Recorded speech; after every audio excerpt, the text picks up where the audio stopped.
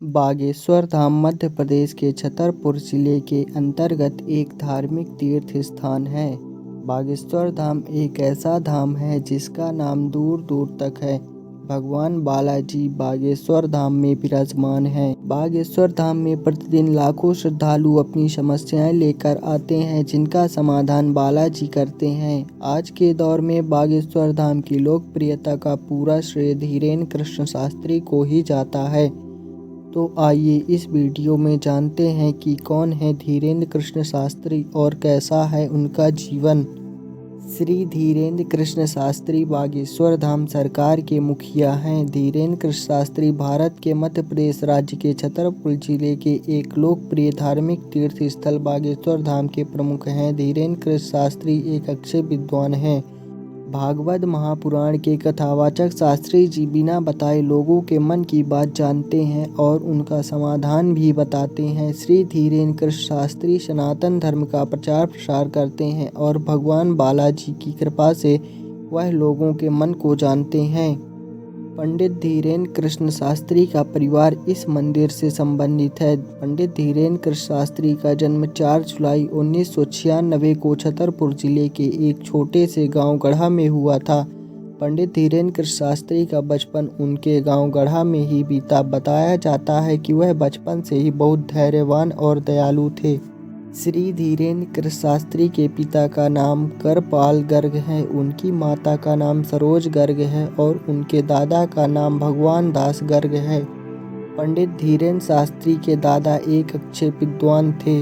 वह निर्मोही अखाड़े से जुड़े थे। पंडित धीरेन्द्र कृष्ण शास्त्री अपने दादा को अपना गुरु मानते थे। उन्होंने ही उन्हें रामायण और भागवत गीता का अध्ययन करना सिखाया।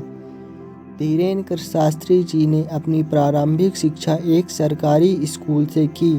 उन्होंने अपने गांव में 8वीं तक पढ़ाई की थी। इसके बाद वे उच्च शिक्षा के लिए 5 किलोमीटर पैदल चलकर जाते थे। उन्होंने गंज स्कूल से 12वीं तक की पढ़ाई की और 12वीं के बाद वह BA प्राइवेट में दाखिला लिया। उसके बाद वे समाज सेवा और लोगों की सेवा में लग गए और पढ़ाई छोड़ दी। महाराज धीरेन्द्र कृष्ण शास्त्री ने 9 साल की उम्र में बालाजी सरकार की सेवा करना शुरू कर दिया था। उनसे पहले उनके दादा श्री भगवान दास गर्ग बालाजी सरकार का दरबार चलाते थे।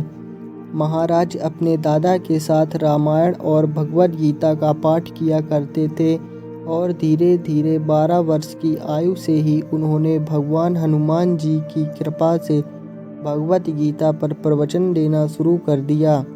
उसके बाद वे बालाजी के दरबार में साधना करने लगे।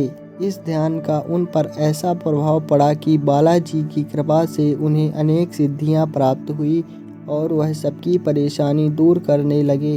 बागेश्वर धाम सरकार पहुंचते ही आप पर जो भी छाया है वह अपने आप निकल जाती है।